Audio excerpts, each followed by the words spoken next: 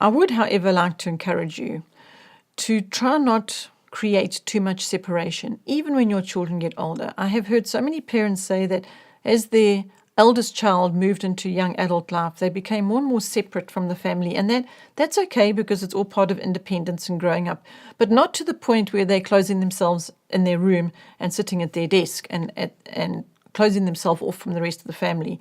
So right up until when our children were adults, we are always trying to encourage this kind of environment, whereby we were in the lounge together, or this was even a learning environment for us, is going into the garden and putting our hammocks up and just having time there to discuss whatever needed to be discussed, or read aloud time, or Bible study time.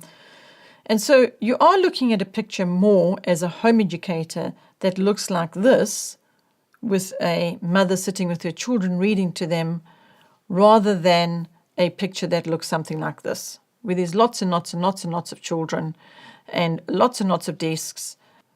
So now I'm just going to take you through a few more pictures to try and change this reference of comparing schooling, as in the pictures in your mind, possibly, to home education. Home education is going to look more like this, where your little children are sitting colouring in while you may be making the tea and you keeping an eye over them. In this instance here, we have our son busy working on a little project right there on the kitchen table.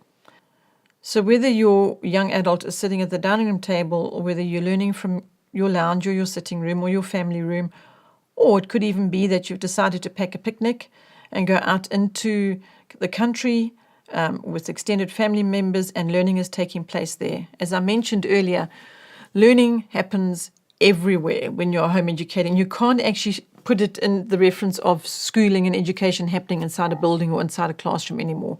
It's happening all the time.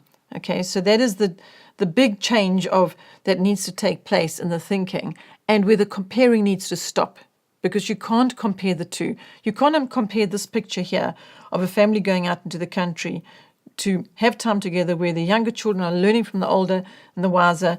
You can't compare that with this picture, for an example, or this picture. Rather, have this kind of reference in your mind. There is a mom in the garden planting some seeds with her children. And here is a dad sitting at a lakeside, and his children are learning. And that is the classroom on that specific day. Or a classroom or learning could be taking place in the kitchen.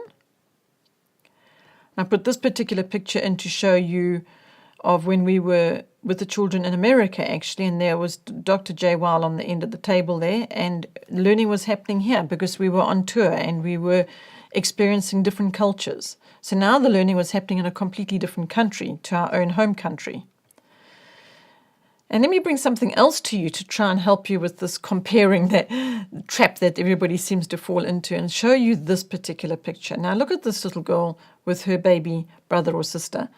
Because here this child isn't at school, in the classroom with all the other children. She's at home, and learning is taking place there, building relationship with the baby and having learning opportunities right there. That you can't replicate. You can't try and compare that.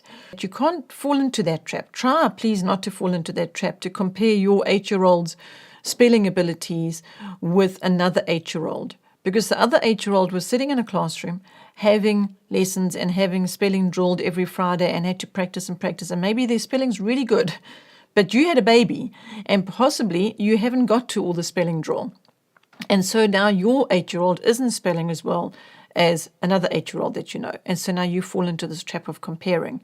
Please try and look at it where you're not looking at what the spelling abilities are or aren't, and what is taking place in the school and what you're not doing, but rather look at what you are achieving for having made this choice to home educate your children, and stop comparing yourself with others that are doing something differently. So it comes back to this, apples and oranges, or apples and bananas in this instance. Don't try and compare yourself with something that is different to what you are doing.